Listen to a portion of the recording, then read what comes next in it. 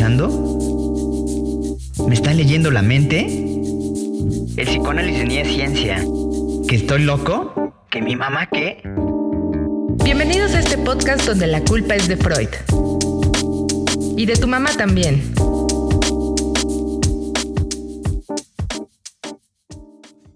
Hola, ¿qué tal? Bienvenidos a una emisión más de La culpa es de Freud. Estamos muy contentos porque hoy es jueves de cine y tenemos a nuestro invitado especial, Emil. ¿Cómo estás, Emil? Hola, muy bien. Muchas gracias de nuevo aquí por la invitación a tu programa, Chris. Gracias a ti por acompañarnos en este espacio. Y bueno, la verdad es que hoy yo estoy muy contenta porque vamos a hablar de una película que a mí en lo particular me gusta mucho, se me hace muy interesante y creo que tiene muchos contenidos que podemos analizar desde diferentes perspectivas. ¿De qué película vamos a hablar en esta ocasión, Emil? En esta ocasión vamos a hablar de la película Seven, que sí, como dices tú, es una película que ya tiene sus buenos 26 años, pero que no por eso deja de ser vigente tanto estéticamente como argumentativamente, ¿no? No había tomado la proporción de cuántos años son, sí son bastantes, pero yo creo que en realidad no se nota tanto que ha transcurrido el tiempo en la película, ¿no? Insisto en que muestra cuestiones que aún después de 26 años pues siguen sucediendo e incluso creo que hasta se han ido exacerbando algunos puntos también. Sí, pues bajita la mano, ya se nos fueron los 90s hace mucho tiempo, ¿no? Algunos no lo sentimos, pero sí ya se nos fueron. Y pues bueno, también traemos esta película a colación porque es de un director que estaremos escuchando mucho en estos últimos días que se vienen los Globos de Oro, los premios Oscar. Porque este director seguramente, o bueno, por lo menos ayer ya nos enteramos de las nominaciones de los Globos de Oro, va a ser nominado por la película Mank, que es su última producción que podemos ver en Netflix. Pero que en esta ocasión hablaremos de Seven, ¿no? Pero bueno, al final también me gustaría hacer la acotación que cuando, por lo menos yo que soy muy fanático de David Fincher, pero en general la filmografía de David Fincher pues da para mucho. Entonces, aunque estemos hablando solo de Seven, siempre va a salir a colación alguna que otra de sus obras, ¿no? Sí, la verdad es que sus películas tienen, son de esas que regularmente podríamos catalogar de repente como raras, ¿no? Como que a veces no se entiende relativamente del todo en un primer momento cuando ves la película de qué se trata o qué fue lo que pasó. Pero son de esas películas que se antoja verlas varias veces, ¿no? Incluso nos gustaría saber si ustedes ya vieron esta película. Cuáles son sus comentarios, su opinión al respecto, y si no la han visto recuerden que la pueden encontrar en Netflix, justamente en esta plataforma a la que podemos acceder con cierta facilidad. Sí, así es, una película ya de hace mucho tiempo, esperemos que ya muchos la hayan visto porque esta vez íbamos a hacer un análisis más profundo. Inevitablemente va a tener algunos spoilers, sí, pero bastantes spoilers creo. Si no, pues vamos a tratar de no arruinar por lo menos el gran final, que es lo que le da como la riqueza a toda la obra, ¿no? Y pues ojalá la puedan ver también y nos sigan dejando sus comentarios ahí de qué les pareció o qué piensan acerca de este análisis que vamos a hacer. Exactamente. Y bueno, antes de empezar con este análisis con más profundidad y más detalle, recuerden seguirnos en nuestras redes sociales, por favor. Regálenos un like a la página de Oriente Media, suscríbanse también a nuestro canal de YouTube y a mí me pueden encontrar en las redes sociales como Chris Dex en Instagram y en Facebook. Y a ti, Emil, ¿cómo te podemos encontrar? A mí me pueden encontrar en Facebook como EmilRM y en Instagram como Emil-50mm. Ok, pues bueno, ojalá nos encontremos ahí en las redes sociales. Y para empezar con este análisis, Emil, ¿cuál consideras que es tu escena favorita de esta película? Pues sí, ya me iría muy en medio de la película prácticamente.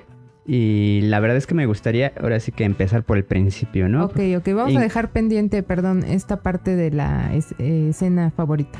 Y que más que el principio, justamente un preámbulo, ¿no? Una pequeña reseña del autor, de David Fincher.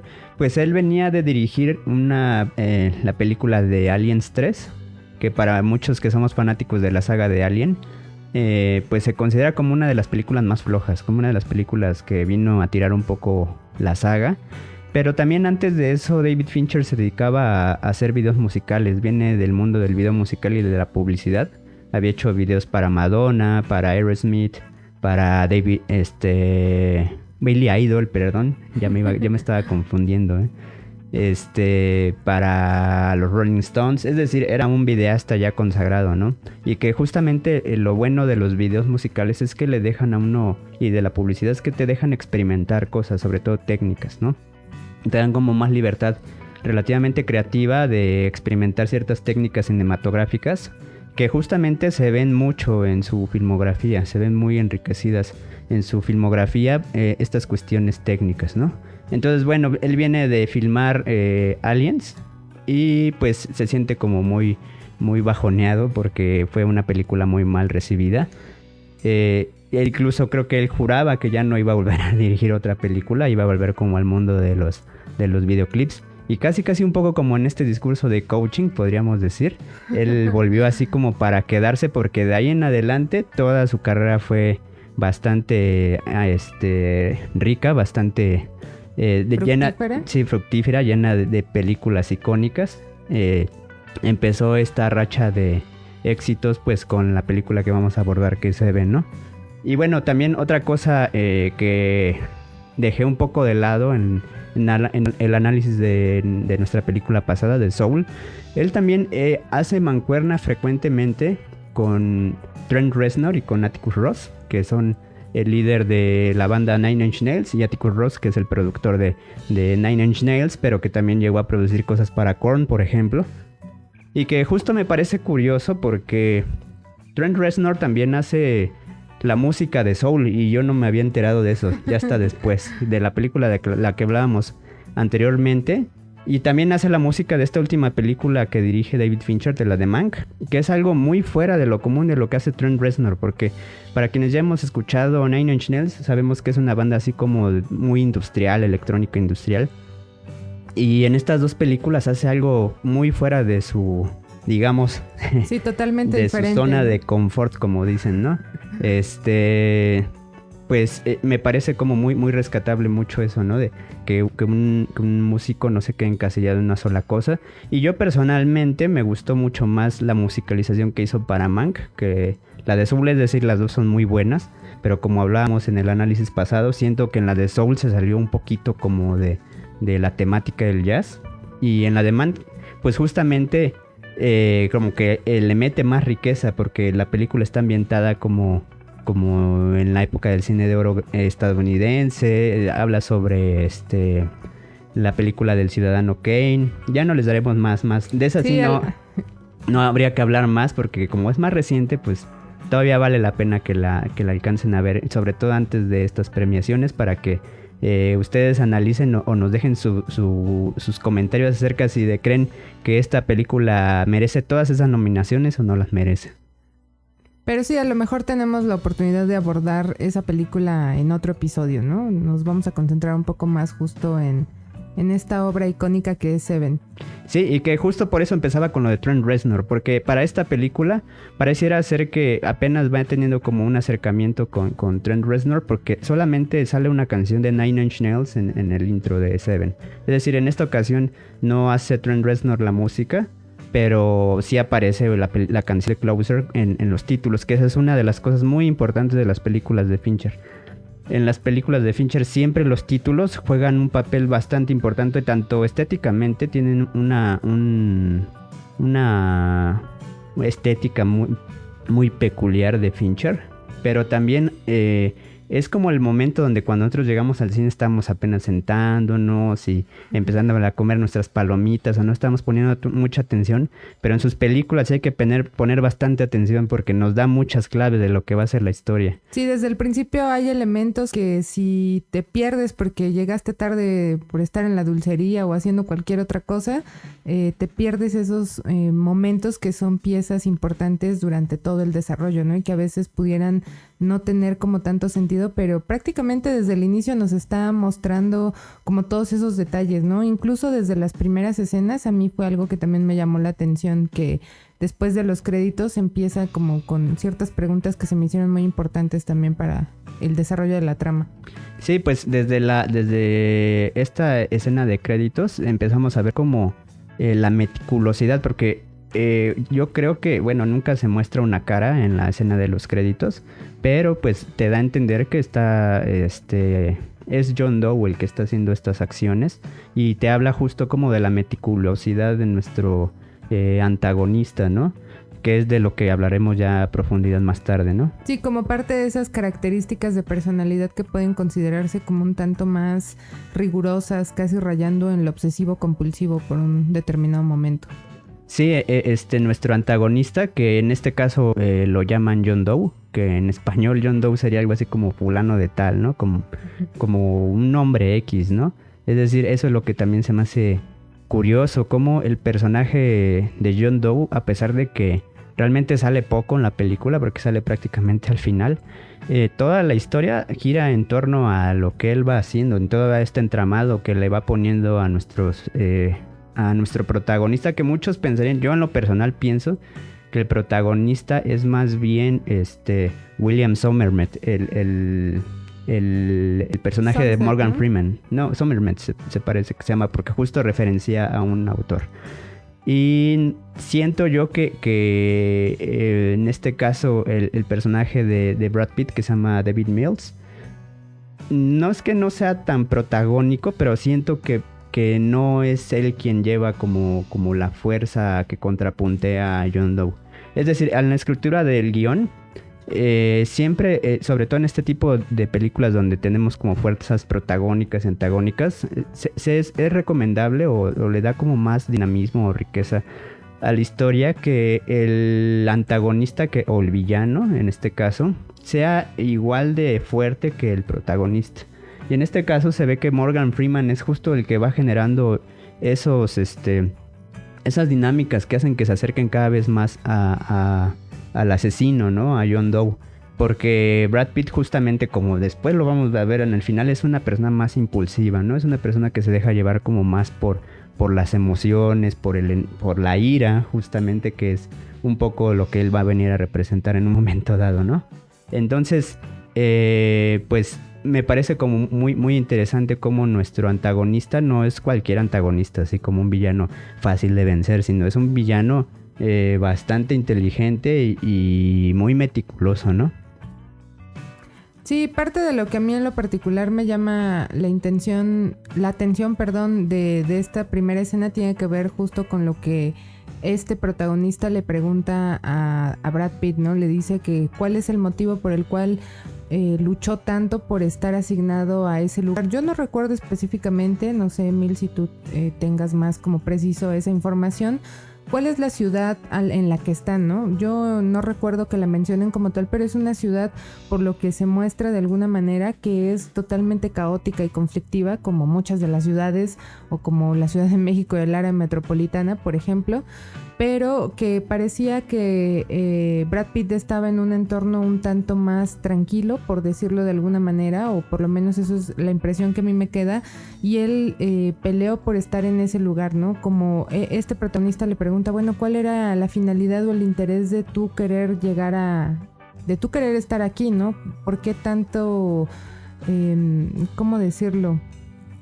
¿Por qué estar tan aferrado a querer ser transmitido a ese lugar, ¿no?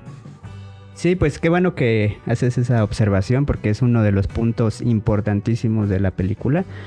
Pues no lo dicen directamente, y yo casi estoy seguro que hace referencia a Nueva York, ¿no?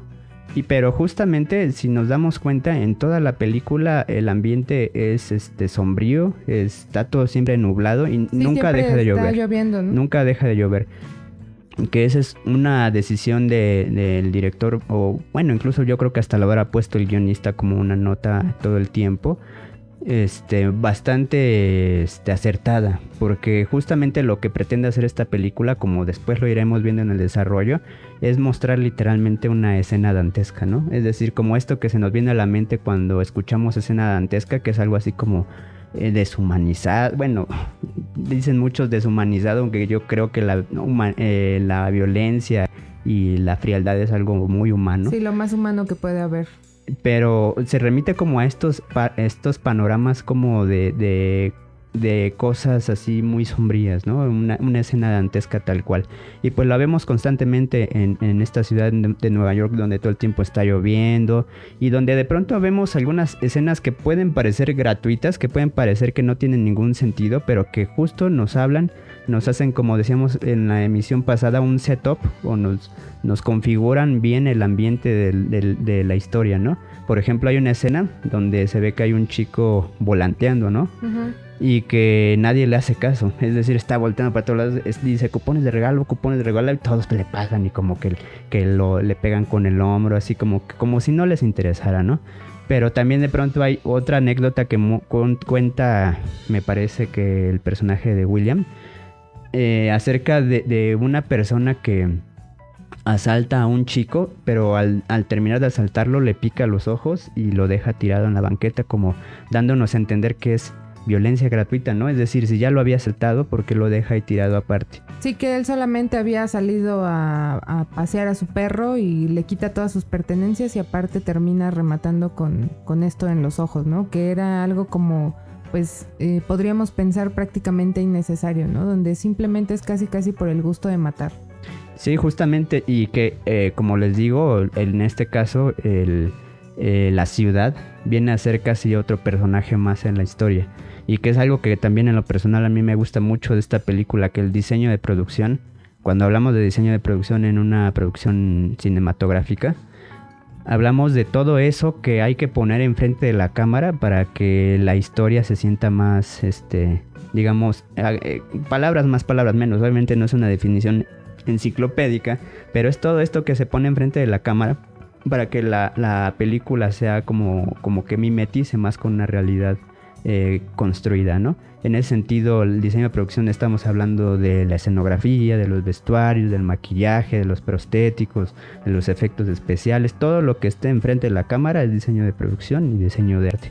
Y en este caso, en esta película, me parece bastante bueno el diseño de producción, porque todo el tiempo, aparte de ser ambientes muy sombríos y lúgubres, también nos hablan de la meticulosidad del personaje, como les decía al principio.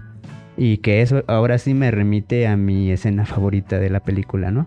Que es esta escena donde se van a encontrar a Pereza, al pecado de Pereza, que parece ser era como un dealer, un vendedor de drogas, me parece que era, pero pues que en su vida cotidiana él era como una persona muy perezosa, Sí, ¿no? que incluso después, por otras circunstancias, nos enteramos que al parecer también era pederasta o todo este tipo de cuestiones que van pues en contra de sí mismo y de los demás, pero pues sí que era demasiado, pues no le gustaba mucho como trabajar o tener otras actividades, ¿no? Sí, justamente. Entonces, esta escena es mi favorita justamente porque, como muchos recordaremos, cuando entran al departamento de este personaje, de quien viene a hacer ya el pecado de Pereza, vemos un montón de aromatizantes, esos de pinos que ponemos en los carros, colgados en el techo. Luego hablan de que el personaje estuvo enclaustrado durante un año, pero que lo estuvo cuidando justo a la raya, como para dejarlo apenas y vivo, ¿no? O sea, para que esta persona no se pudiera ni mover ni nada. Incluso parecía en un momento que el personaje es un zombie, y que cuando yo la vi por primera vez hace mucho tiempo, casi niño, yo dije, ya va a ser otra película de estas jaladas de cosas paranormales, ¿no? Porque de pronto veías cómo se despertaba repentinamente. Pero pues todo lo contrario, justamente nos habla de cómo nuestro villano deja apenas y vivo a este personaje, y nos habla justamente de la meticulosidad que tiene para perpetrar ni muchas veces que no eran ni siquiera asesinatos, sino sus actos criminales, ¿no? Sí, que aparte de todo cuida todos los detalles necesarios, ¿no? Por ejemplo, pagaba el alquiler, y lo que se me hizo más interesante o que me llama la atención tiene que ver con hacer este registro, ¿no? Se encuentran justo al pie de la cama una serie de fotografías que retrata el primer momento en el que se queda ahí hasta la última, me parece que tenía 3 días o algo por el estilo, ¿no? Entonces, ¿cómo va haciendo todo este registro? Y que requiere en realidad de una planeación importante, no es algo que se toma a la ligera, y no nada más en este, sino como en todos los otros asesinatos que comete. Y que bueno, ya lo hablaremos un poco más adelante, pero que tiene que ver con esta idea muchas ocasiones errónea y a veces casi caricaturesca de lo que es la locura o de lo que son los asesinos, o lo que podríamos decir en términos generales como una mente perturbada, ¿no? En realidad, ¿quién o qué nos lleva a ser una mente perturbada? Pero bueno, eso poco a poco lo iremos desarrollando más. Sí, y ahora me gustaría hablar de cómo la película, yo supongo que desde su concepción en el guión, que siempre el guión va a ser el esqueleto de una película, hasta después en decisiones de dirección de David Fincher, es una película muy muy nutrida de referencias literarias, referencias culturales. Por ejemplo, tal cual directamente la película remite a obras como El infierno de Dante Alighieri, a los cuentos de Canterbury de Geoffrey Chaucer, ¿cuál otra obra? Santo Tomás de Aquino Al también. Santo Tomás de Aquino. Al final tenemos una cita de Ernest Hemingway del libro Por quién doblan las campanas. Es decir, todo el tiempo tenemos unos detalles que se agradecen mucho en este tipo de películas, porque justamente creo que se sale como de este estereotipo o cliché de película de detectives donde todo es acción. De hecho, si nos damos cuenta, casi todo el tiempo vemos como el trabajo más de escritorio de los policías. Hay muy muy poca acción, sí hay una escena muy representativa de acción, pero casi todo el tiempo es el trabajo como de escritorio de los detectives, que lo hace todavía más interesante, pero que para mí por lo menos tiene un mérito mayor que algo que de pronto pudiera parecer muy aburrido, que es el trabajo hasta en cierto modo burocrático de un policía, cómo meterle toda esta tensión constante, ¿no? Todo el tiempo tenemos algo que en el guión le llamamos incidentes incitadores, que son actos que van generando que la dinámica de la historia vaya funcionando, ¿no? Y en este caso, pues prácticamente tenemos 7 actos, incidentes incitadores. Tenemos más, pero bueno, obviamente hay notablemente 7 cosas por las cuales se está moviendo la película constantemente, ¿no? Entonces eso fue algo que me gustó bastante, las referencias literarias que, aparte de todo, justamente hablan del subtexto de la película, que es algo que ya hablaremos más adelante sobre la locura, como decías tú, ¿no? Y que incluso hay una parte donde creo que William también hace un poco esta referencia, ¿no? Que justamente va a la biblioteca a buscar un poco de esta información o ciertas ideas por este caso, ¿no? Porque es como lo que constantemente le decía a Miles, ¿no? Que no... Bueno, no se lo dice tal cual, pero es un poco como de no todo siempre es acción y hacer, porque incluso a él le cuesta un poco de trabajo como esperar, pero hay que pensar un poco o seguir la línea de ideas que está queriendo o está manejando el asesino para poder encontrar como esas pistas, ¿no? Y cuando está en la biblioteca están los policías jugando póker, ¿no? Les dice, ¿cómo tienen todo este mundo aquí alrededor de conocimiento y pues prefieren hacer otra cosa? Yo creo que es algo que aplica no nada más en esa escena, en esa película, tiene mucho que ver con ciertas cuestiones cotidianas, ¿no? A veces para poder generar otro tipo de conocimientos o circunstancias, pues hay que remitirnos a otras obras. Eso también es inminente de alguna manera en esta parte cultural, ¿no? Sí, y que justamente también cuando les hace esa broma a los vigilantes de la biblioteca, ellos inmediatamente ponen la suite número 3 de Johann Sebastian Bach, como diciendo, pues sí tenemos cultura, ¿no? Pero también justo acabas de decir algo que a mí me inquietó mucho, sobre todo la primera vez que la vi, que es una película que te va tendiendo muchas trampas en la trama. Tú puedes ir pensando muchas cosas y creo que eso es algo muy bueno en este tipo de películas de detectives, que cada quien se vaya haciendo su propia conclusión conforme la va viendo, ¿no? Entonces de pronto podíamos pensar que incluso hasta Williams, Morgan Freeman, va a llegar a tener un amorío con Tracy, la esposa de David Mills, del personaje de Brad Pitt. Pudiéramos pensar que el asesino puede ser otro, como en el caso de Pereza, que ya casi iban sobre él pensando que él era el asesino. Sí, llegó todo el equipo SWAT incluso, uh-huh. ¿no? Pero aparte de todo, también Morgan Freeman, o Williams más bien, es casi como la otra cara de nuestro antagonista, porque parecía ser un personaje también muy frío, como muy aislado, que de pronto hasta puede ser cínico, ¿no? Con sus palabras, con su forma de ver la vida. Y no está muy alejado al pensamiento del asesino también, solamente que pareciera ser que van en fuerzas diferentes, ¿no? Uno enfocado como a cuestiones criminales y otro a cuestiones policíacas. Y es ahí donde hablo de este balance que tiene que haber entre un protagonista y un antagonista, que casi tienen que ser la misma fuerza, pero en dos caras diferentes, ¿no? Es algo que a mí me llamó mucho la atención. Sí, definitivamente yo creo que los personajes tienen definitivamente características muy particulares que hacen que vaya fluyendo de una manera extraordinaria esta historia. Pero bueno, ahorita vamos a seguir hablando con más detalle de todas estas cuestiones. ¿Qué te parece, Emil, si hacemos una muy breve pausa? Bueno, pues acabamos de ver una pequeña probadita del contenido que acabamos de subir a nuestro canal de YouTube. Búsquenlo en Oriente Media. Es un documental que refleja ciertas cuestiones importantes de esto que estamos atravesando a causa de la pandemia y cómo de alguna manera ha impactado en un sector un tanto más específico, en este caso que es la danza, pero que creo que aplica a muchas otras cuestiones. Pues sí, los invitamos a ver nuestros contenidos como siempre en el canal de YouTube de Oriente Media y a seguirnos en las redes sociales, y pues seguimos con este análisis, ¿no? Y ahora sí, me gustaría llegar como a lo medular de toda nuestra historia, y es como el subtexto, ¿no? Las razones, las motivaciones de nuestro antagonista, y justo como decías tú hace rato, esta constante como etiqueta o catalogación que va haciendo David Mills, el personaje de Brad Pitt, sobre la locura, como de caricaturizarla, ¿no? De caricaturizar la locura. ¿Tú qué piensas al respecto, Chris? Yo creo que, bueno, antes de empezar o entrar directamente con esta cuestión de la locura, hay, como decía al principio, este punto que me pareció como muy importante, ¿no? Que de alguna manera abre como esta, no sé si sea correcto el término, esta parte de esa necesidad dramática del personaje, ¿no? Que en este caso es Mills. Es decir, ¿por qué tanto afán o tanto interés de mudarse a ese lugar? Y de repente pareciera que él se muestra de alguna manera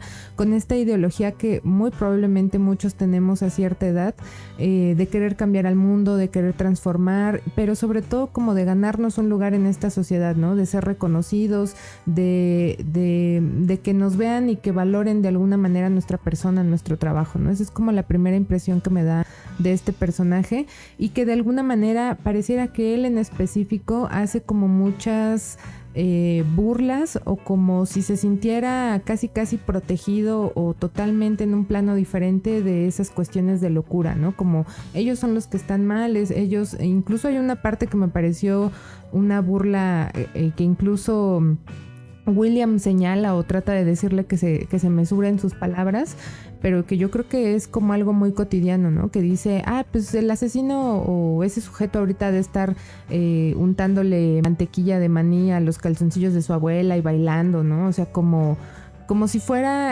la locura en realidad fuera ese tipo de cosas, ¿no? Como si fuera algo ilógico, ¿no? Como si fuera una serie de actos ilógicos, ¿no?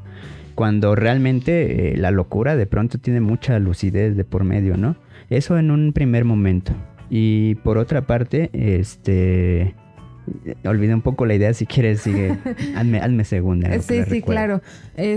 Bueno, él principalmente se ve, como decías hace rato, como platicábamos, Mills en esta parte totalmente impulsiva, como queriendo cambiar y transformar al mundo, como con una necesidad excesiva de querer quedar bien, de querer demostrar que él es capaz de hacer ciertas cosas, ¿no? Ok, perdón, disculpa que te interrumpa, ya recordé justo mi idea con esto que estás mencionando. Justo a mí me pareciera de pronto que Mills es como dices, este joven que pareciera muy optimista de la vida y muy escéptico de la maldad del mundo, ¿no? Como de todo el tiempo pareciera que Williams le va generando como preguntas o disyuntivas acerca de la bondad de la humanidad, ¿no? Como de, no, ¿cómo pueden ser así? Ellos no son así, ¿no?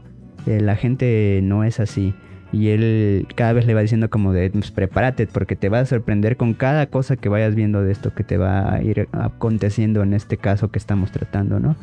Entonces me parece mucho eso, como si pareciera que al principio Mills justo hay como esta trampa de que pareciera que va a ser el protagonista porque va a ser el policía que salga victorioso y que le van a dar un ascenso y que el bien siempre triunfa sobre el mal, pero nos vamos a dar cuenta al final de todo lo contrario. Y por eso para mí me parece que Williams es nuestro protagonista, porque al final es justo el que queda, ¿no? El que queda pues en libertad, en relativa libertad, y el que puede concluirnos justamente la película diciéndonos, como Ernest Hemingway, que hablaba de que el mundo es un lugar maravilloso y que vale la pena luchar por él, pero que él solamente concuerda en la segunda parte de esta frase, ¿no? Sí, y en definitiva yo creo que tiene que ver con lo que decías hace rato de lo humano y de lo deshumano. ¿Cómo es esa frase? Sí, como constantemente dicen, inhumano, ¿no? Como ¿no? que algo está deshumanizado o inhumano. Justamente parte de las características de los humanos son estos impulsos de destrucción, esto que no podemos a veces dominar de alguna manera, ¿no? Y que justamente por eso en gran medida todos estamos de alguna manera expuestos a tener un brote de algo, ¿no? Un ataque de ira, un ataque de enojo, de miedo, de tristeza, de muchas otras cosas, porque en realidad no es, por ejemplo, ahora que están como muy de moda las vacunas, no nos vacunamos contra lo que sentimos o contra esos impulsos y ya los dejamos por ahí, ¿no? Entonces, incluso esto de lo que se jacta la humanidad de alguna manera, de ser los seres civilizados, que no son primitivos, que supuestamente nos diferencia de los animales, es como paradójico, porque al mismo tiempo eso que nos controla en cierta medida, que es la civilización, pues es lo que nos mortifica, nos genera un malestar. El estar dentro de la sociedad genera ese malestar en la cultura, que por cierto es un texto de Freud justamente, pero que pues sigue vigente, ¿no? Porque debemos de renunciar a nuestros impulsos para querer estar con las demás personas. Para poder estar con las demás personas, ¿no? A lo mejor nosotros vamos en el tránsito y hay un tipo ahí estorbando o cualquier cosa y pues queremos bajar y golpearlo o algo por el estilo, pero nos reprimimos o nos contenemos, ¿no? Y en este sentido es que queda la idea del sociópata, ¿no? O los psicópatas, que son los asesinos regularmente, ¿no? Que como no se pueden contener, como no pueden establecer estos vínculos sociales, matan o hacen este tipo de actos en contra de las demás personas. Pero en realidad, por ejemplo, es como lo que genera una disyuntiva también con este asesino, ¿no?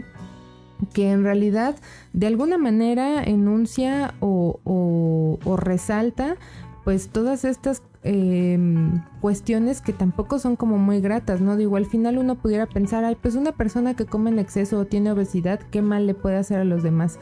Pues no del todo, ¿no? Porque al final está generando un daño a su persona y otras circunstancias también, ¿no? O todos los demás casos que nos empieza a exponer, y a veces la realidad puede llegar a ser muy difícil de sostener también, ¿no?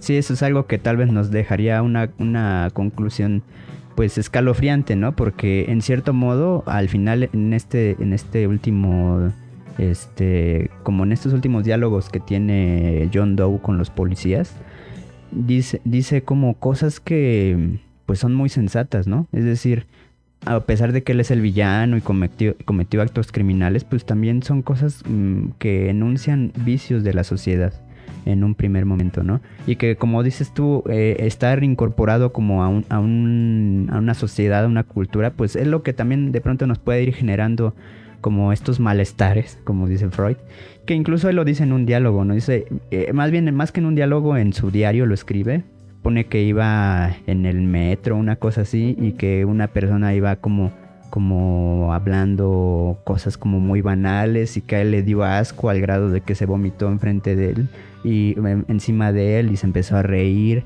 Es decir, justamente pareciera que lo que le causa malestar es estar conviviendo con múltiples personas que al final pues todos tenemos formas de ser y formas de pensar diferente a la vida, ¿no? Que es un poco el por qué él perpetra todos sus asesinatos, ¿no?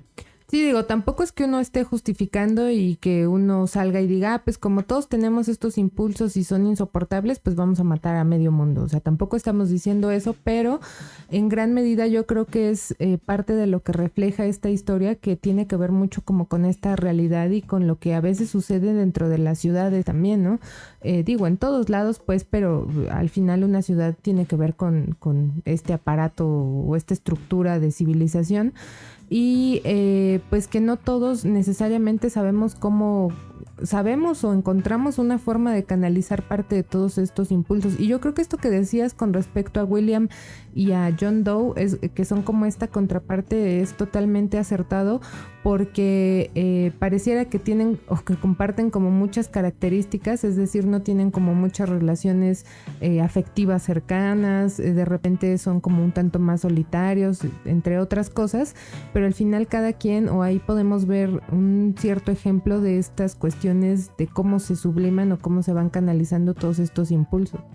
Sí, y que también en el caso de cuando se presenta el asesinato de Lujuria, que en este caso es una prostituta, ahí me gustaría retomar que a mí por lo menos me remite mucho al libro de los 120 días de Sodoma del Marqués de Sade, que este libro habla como de los placeres que llevan a cabo unas personas acaudaladas, que se volvieron acaudaladas durante, me parece, la Revolución Francesa. Es decir, es una historia ficticia obviamente, pero que denuncia pues todos esos vicios de las personas en el poder, en cierto modo, o con un cierto estatus social, ¿no? Que a simple vista o en una fachada pudiera parecer que son personas honestas y de buenas en general, pues, ¿no? Pero que en el fondo pues tienen muchos vicios, ¿no? Y que justamente John Doe pues es una de esas personas también, porque por lo que se dice es una persona acaudalada, es una persona muy culta, pero pues que de pronto tiene su forma de pensar muy específica que lo lleva a hacer estos actos. Pero bueno, me recuerda esto por el instrumento y por cómo se narra que se realiza el asesinato de la prostituta, ¿no? Me recuerda mucho los 120 días de Sodoma, y con eso quiero ir como a una especie de anécdota, aunque no creo que sea tan anecdótico, sino una curiosidad respecto a cómo el Marqués de Sade escribe este libro. Él lo escribe estando enclaustrado en la cárcel de la Bastilla, en la prisión de la Bastilla. Y también me recuerda a un libro de Michel Foucault, que ahí le agradezco a la maestra Chris Dex la recomendación literaria, que es La Gran Extranjera, que es un libro de Michel Foucault donde se recopilan como muchas intervenciones radiofónicas de Foucault. Y en una de estas, que creo que si no mal recuerdo se llama El silencio de los locos, justamente una de estas intervenciones, él cita al Marqués de Sade. En un primer momento presenta, habla como de un caso de un arresto multitudinario, un arresto en masa que hubo en el siglo XVIII, me parece, en París, donde se arrestaron así a muchas personas, pero casi arbitrariamente, y entre como el historial de personas que arrestaron, se contabiliza a mendigos, a prostitutas, homosexuales, desempleados, dicen excéntricos, ¿no? Entonces, pues, si nosotros lo leemos aquí a la distancia, decimos, pues, ¿cómo, no? O sea, todas esas cosas, pues, realmente no son como para cárcel, ¿no? Es decir, a menos que hayan hecho algo realmente delictivo, por lo menos esas etiquetas que les ponen no son como para estar en una cárcel. Pero más allá de estar en una cárcel, también estuvieron en un asilo, así le decían, asilo mental, para alienados, le decían en esa época a la locura, que se me hace muy curioso porque después Marx retoma este término para otra cosa, ¿no? Y entonces a lo que quiero llegar es que en esta cita a Foucault habla de cómo el director de este asilo mental le manda una carta al director de una prisión y le dice que la mente de Sade es tan audaz que el estar en un asilo mental es darle mucha libertad a una mente tan poderosa como esa. Entonces justamente me habla de cómo, primero como esta visión tan equívoca de la locura, ¿no? Como cosas como ser mendigo o como ser desempleado de pronto pueden ser catalogadas como locura y que no está muy lejano a lo que vivimos actualmente, ¿no? Tristemente no. Todavía ese tipo de de catalogaciones se hacen actualmente, ¿no? Especialmente, por ejemplo, con la homosexualidad.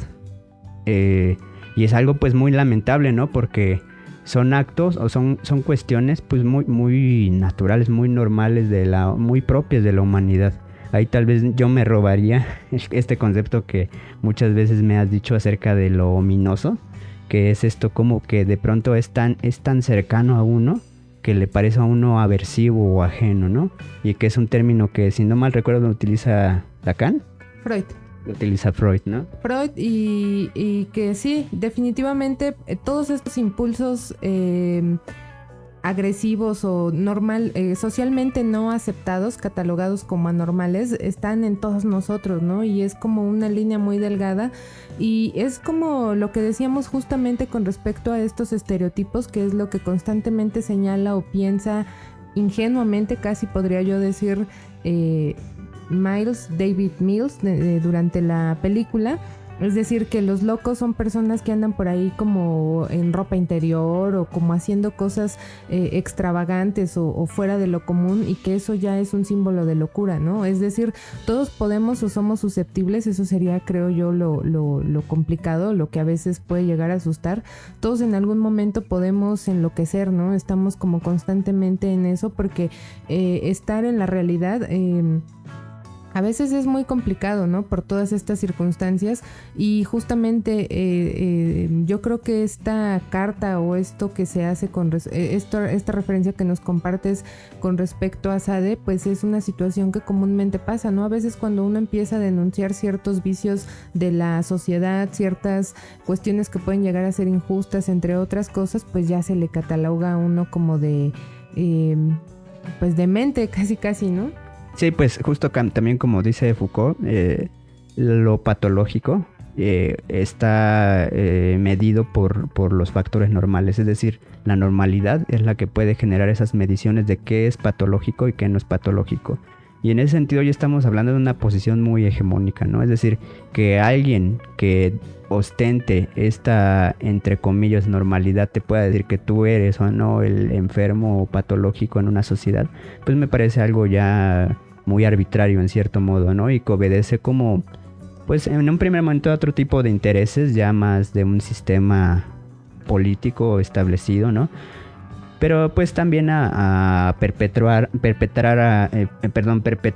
una clase económica específica, ¿no? Sí, yo creo que aquí la película refleja como esta transformación del personaje, ¿no? Y no significa que Brad Pitt empezó a ser ese joven que quería cambiar al mundo y atrapar a los malos y como demasiado visceral, que yo creo que justamente eso fue lo que de alguna manera lo llevó a terminar como termina la película, ¿no?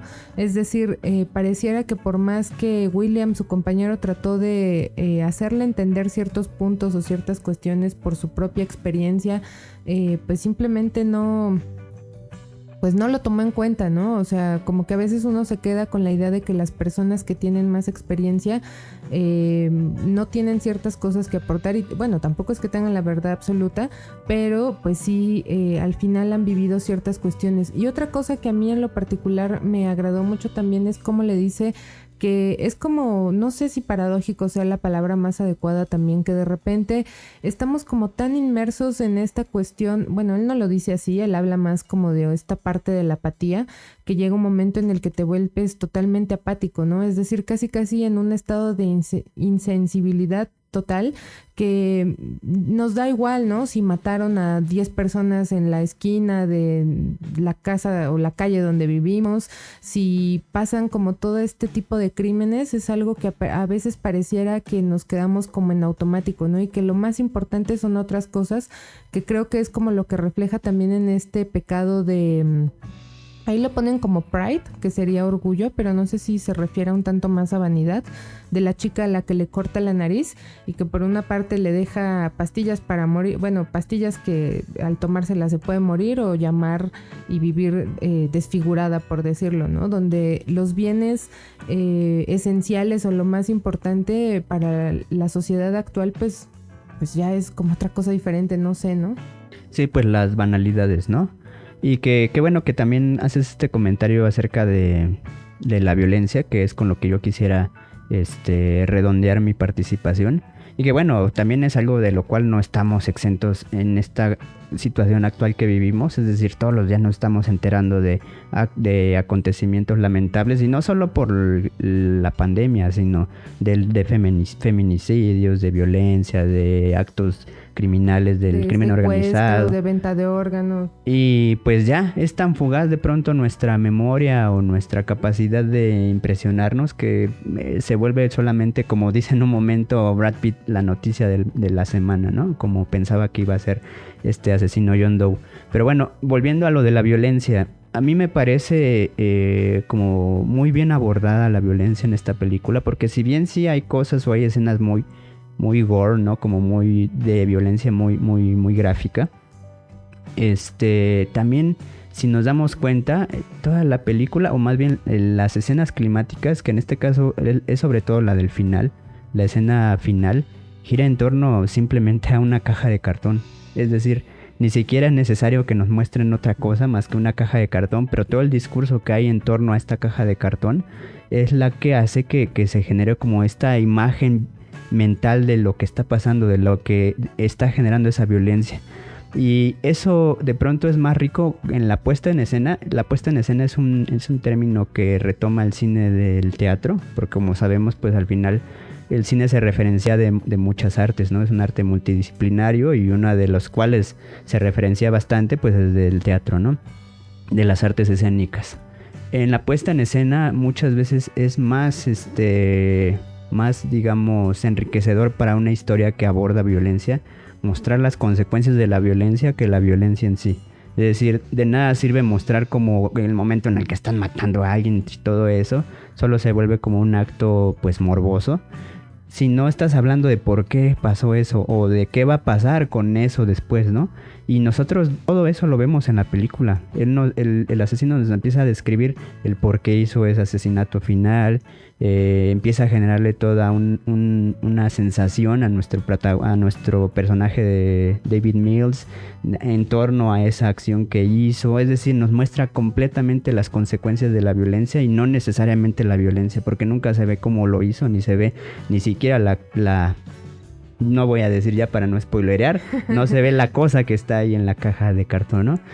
Y por otro lado también me gustaría retomar que muchas veces estas películas, por un sector específico, son como nombradas como una especie de apología a la violencia, como si a través de estas películas se incitara a la violencia o se excusara la violencia, cuando yo creo que más bien lo contrario. Yo siento que tienden a denunciar la violencia, ¿no? Que es algo que le pasó mucho a Tarantino en un momento. A Tarantino muchas veces le hicieron muchas acusaciones de por qué sus películas eran tan violentas. Y bueno, sí, las películas de Tarantino a veces son violentas gratuitamente, ¿no? Pero yo creo que más allá de eso, muchas veces tienden a denunciar algo, tienden a señalar algo o a satirizar algo que es un vicio de la humanidad, más allá de querer hacer una apología o una excusa en torno a la violencia, ¿no? Sí, justamente es lo que decíamos, ¿no? O sea, cuando alguien empieza a señalar estas cuestiones que al final están generando otras repercusiones no tan favorables en la sociedad, en los humanos, pues se les empieza a señalar de alguna forma, ¿no?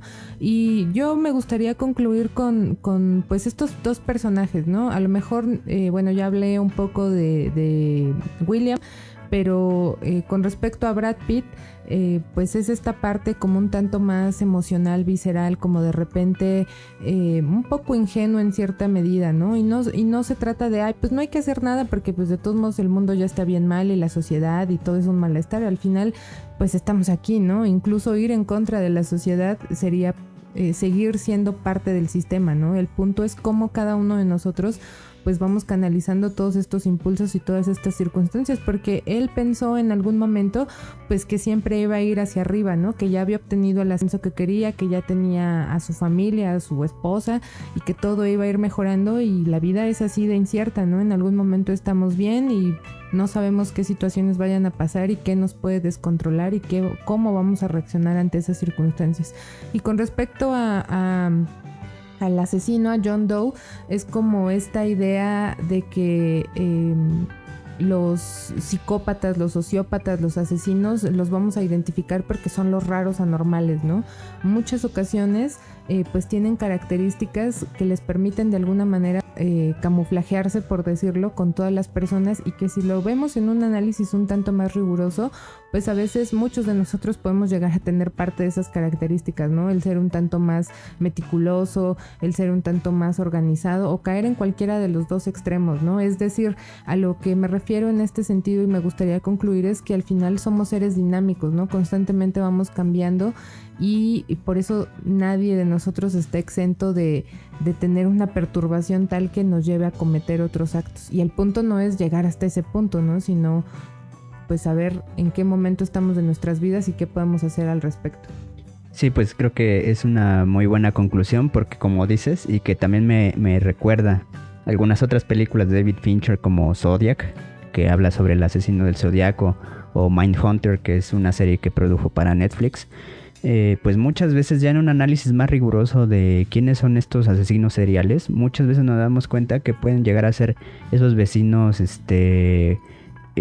como que todos deseamos, ¿no? Porque son muy entusiastas, Flanders, ¿no? Son casi, ¿no? Y que justo en Los Simpsons pues nos damos cuenta cómo Flanders a cada rato llega a tener ciertos brotes de algo, sí, ¿no? Sí. Entonces, pues sí, o sea, no necesariamente el que alguien se muestre socialmente como una buena persona significa que en realidad en los actos lo va a llegar a hacer, ¿no? Sí, porque incluso podríamos pensar que a veces hay tantas cosas reprimidas que en algún momento van a estallar.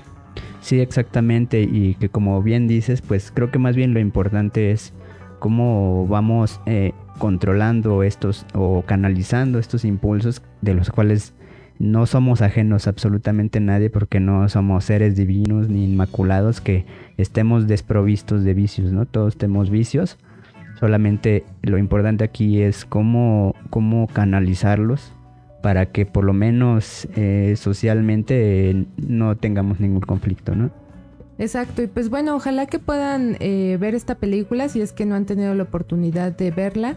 Si ya la vieron, por favor déjenos sus opiniones, sus comentarios, qué les parece a ustedes la película, qué piensan sobre los personajes, qué les pareció este podcast también, o incluso si hay alguna película que a ustedes les gustaría que pudiéramos comentar en este espacio. Recuerden seguirnos en nuestras redes sociales, denle like a Oriente Media, síganme por favor como Chris Dex en Instagram y en Facebook. Y Emil, recuérdanos cómo te podemos encontrar en las redes sociales. A mí me pueden encontrar en las redes sociales en Facebook como EmilRM y en Instagram como Emil-50mm. Emil, te agradecemos mucho que nos hayas acompañado una vez más en este espacio. Muchas gracias a ti por la invitación de nuevo. Nos vemos muy pronto. Chao, saludos a todos. Hasta luego. Gracias por escuchar este podcast donde la culpa es de Freud. Mientras tanto, sigamos en la represión.